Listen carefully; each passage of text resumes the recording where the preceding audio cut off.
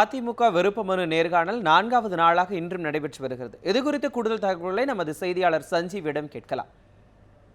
சஞ்சீவி வணக்கம். தற்பொழுது 4வது நாளாக இன்னைக்கும் நடைபெற்றுக் கொண்டிருக்கக்கூடிய அதிமுகவினுடைய இந்த விருப்ப மனுவினுடைய நேர்காணல்ல எந்தெந்த மாவட்டங்களைச் சேர்ந்த எந்தெந்த தொகுதிகளுக்கு நேர்காணல் நடைபெற்றுக்கிட்டு இருக்கு சஞ்சீவி? மனோஜ், மார்ச் மாதம் 6ஆம் தேதி அதிமுகவுடைய தலைமை கழகம் சார்பாக ஒரு அறிக்கை வெளியிடப்பட்டிருந்தது. இந்த அறிக்கையில் வரும் சட்டமன்ற தேர்தலுக்கு விருப்ப மனு தாக்கல் செய்தவர்களுக்கு நேர்காணல் தொடங்கப்பட்டு விட்டதாகவும் அந்த அறிவிப்பில் வெளியிட்டிருந்தது. அதே போல சில புகைப்படங்களும் வெளியிடப்பட்டிருந்தது. இந்நிலையில் மீண்டும் இந்த திங்கட்கிழமை அதாவது 4 நாட்களுக்கு முன்பாக மீண்டும் தற்போது போயஸ் கார்டனில் உள்ள தமிழக முதலமைச்சர் மற்றும் அதிமுக பொதுச் செயலாளர் ஜெயலலிதா அவர்கள் இல்லத்தில் அந்த நேர்காணல் தொடங்கியது. இந்நிலையில் முதலாவதாக திங்கட்கிழமை அன்று தமிழகத்தின் தென் மாவட்டங்களாக இருக்கக்கூடிய திருநெல்வேலி, தூத்துக்குடி, கன்னியாகுமரி, ராமநாதபுரம் உள்ளிட்ட மாவட்டங்களுக்கு நேர்காணல் நடைபெற்றது. அதைத் தொடர்ந்து அடுத்த நாள் அன்று அதேபோல் திருவள்ளூர், காஞ்சிபுரம் உள்ளிட்ட வட மாவட்டங்களுக்கான நேர்காணல் நடைபெற்றது. இந்நிலையில் நேற்றைய தினத்தை பொறுத்தவரை சமத்துவ மக்கள் கட்சி தலைவர் சரத்குமார் வந்த காரணத்தால் நேற்றைய தினத்துடைய அந்த வேட்பாளர் நேர்காணலானது ரத்து செய்யப்பட்டது.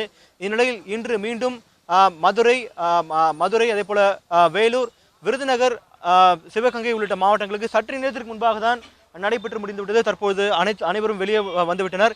இந்நிலையில் இன்று இந்த 4 மாவட்டங்கள் முடிந்துவிட்டது. நாளையை பொறுத்தவரையில் கரூர், நாகப்பட்டினம், தஞ்சாவூர் உள்ளிட்ட மாவட்டங்களுக்கு நாளை நடக்க உள்ளது. மனோஜ், சஞ்சீவி, அதிமுகவின் சார்பில் நடைபெற்ற இந்த நேர்காணல்ல அந்த அதிமுகவினுடைய பொதுச் செயலாளர் ஜெயலலிதாவோட வேறு கட்சியைச் சேர்ந்தவர்கள் எல்லாம் யாரெல்லாம் கூட இருந்து இந்த நேர்காணலில் ஈடுபட்டாங்கிறத ஏதாவது தகவல்கள் வெளியாகி இருக்கிறதா சஞ்சீவி?